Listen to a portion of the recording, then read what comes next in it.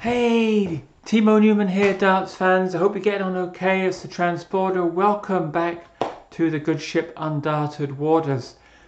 I've not made a video for the last week. It's been Grand Prix. I hope everyone enjoyed the tournament. Congratulations to Luke Littler for an amazing success. Lots of drama. Jan van Veen and Gerwyn Price must be just ruining their fortune, hey? I mean, Gerwyn Price came within a wire of proceeding to the final. I loved his double 13 action. People weren't going for the bull very much to start, and maybe some of them should have, given the difficulty people had with double 16. The last video that I made on this approach, swifts to hitting doubles, and under pressure you see that even the elite players can't hit a double to save their lives, which is incredible given their skill level, all the power of nerves. But anyway, in this video today, pretty short, but it's on a topic that I'm really just interested in people's opinions on. I've got some experience I want to share with you. I don't really have a view on this topic, but I'd be very happy to learn what people think. And it's basically that the video is called Beyond the Dross ? But it's to do with something that we've all experienced, I'm sure. It's when you're having a terrible practice session, like really bad, and the question is, do you continue or do you just put the darts down? And the reason I want to make this video is that it was on Friday, just a few days ago, I was playing in the evening, having a really poor session. I'd been practicing for about an hour, nothing special was happening at all, and it was just getting worse and worse. But I was playing a CD in the background, and I was on the final song of the CD. I turned the board light off, put my darts down, and I thought, well, it's a shame to turn that music off given it's the last song. I might as well just throw a few more arrows while that last song plays out. So I turned the board light back on, picked up the darts, and then came a diamond. I succeeded in a challenge that I've been trying for a long time and not succeeded, and I cracked it. I just picked up those darts, did this particular challenge, which I'm happy to talk about in a future video actually. I'm doing a short series in the future called Master Plus, which is some of those Matthew Edgar, some of the harder challenges, but like ones with a twist that make them a little bit harder and more interesting maybe if you've already done them. Call it Master Plus, and it was one of those. And yeah, I cracked it. I couldn't believe it because my form had been so poor that evening. And it really got me thinking about this topic. If you're really playing poorly and you're not enjoying it, everything's hard work, should you stop? Or is there something beyond that dross that is actually really valuable? So let me just take the two different points of view. So there'll be one point of view which is to just stop. And a very wise darts player that I know personally, I won't name him by name, but he was a former Scottish international actually. He's just someone I happened to meet at work, funnily enough. But he's given me some real gems of advice, and one gem he said was, if things are going badly, put the darts down. Put them down and come back later. And I thought that was good advice, and I've generally followed that. You know, you could argue that if things aren't going well, if you continue, you might actually really depress your confidence, depress your mood with darts. You might actually fall out of love with the game completely. If things aren't going well, maybe you're not throwing right. Maybe you risk of injuring yourself if you continue. So there's various pretty sound reasons why you should stop if it's not going very well. But the flip side is my experience on the times that I haven't stopped. Not always, but sometimes something really amazing kind of happens. But it happens when you least expect it. So I think two of the hardest challenges that I've solved have come at the end of pretty frustrating, mediocre practice sessions where I've got zero expectations and I'm just playing for the hell of it. And I think it lowers your expectations, but in a way that relaxes you because you've got no expectations, and in a way you play very naturally if you still have some energy left. Okay.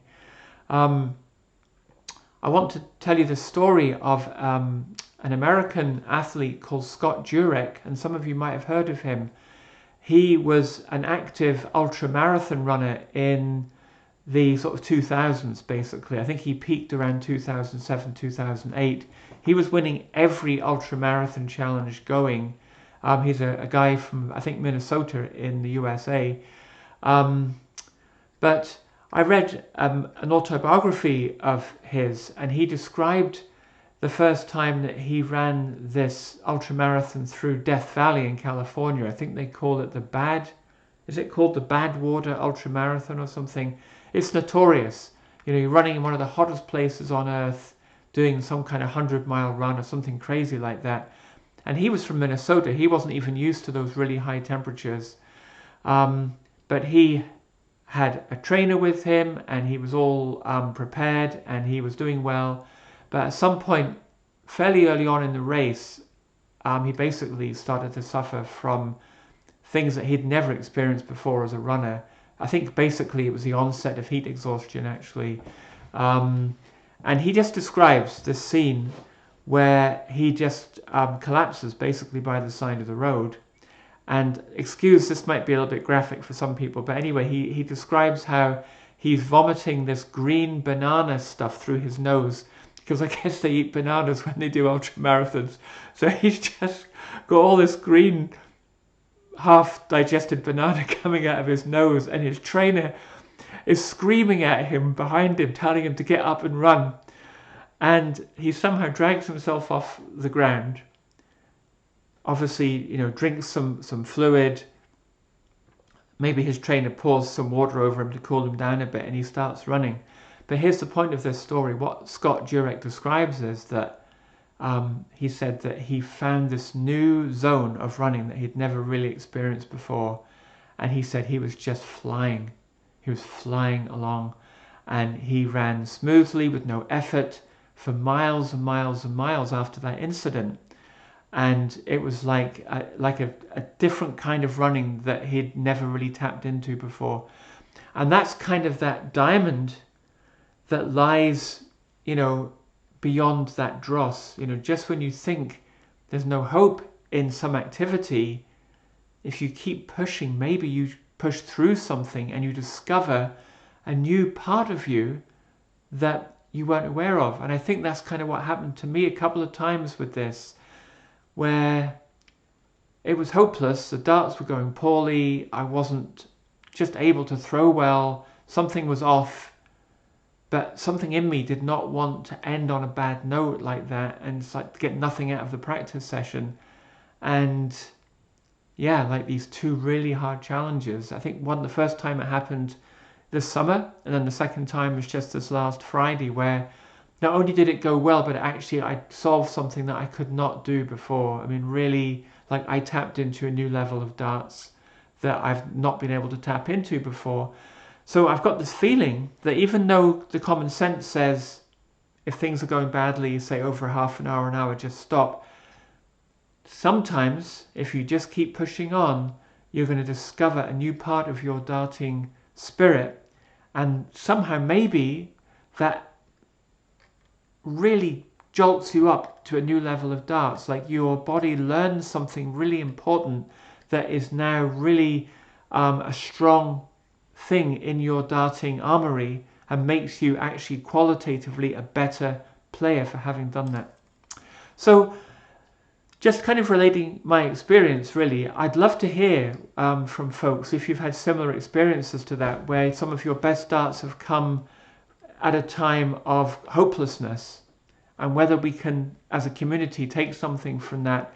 Of course, you know, if you are playing and you're injured, it doesn't make sense to continue, because you don't want to really, you know, injure yourself where you can't play for weeks on end after that. So it's not so much about physical injury, it's more about where mentally or something, nothing's working and the darts are not going where they're supposed to go. So with that, we've got this big series starting. I think it might even start tomorrow. I've been working really hard behind the scenes on this series on the trajectory of darts, and tailoring that to each individual human being. I'm very excited about this, but it's been a lot of work to get this ready, but I think we're almost there. So either tomorrow or the next day, we'll start with that trajectory series.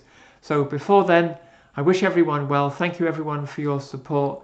3 darts at the oche, let's make them count, and I'll see you next time.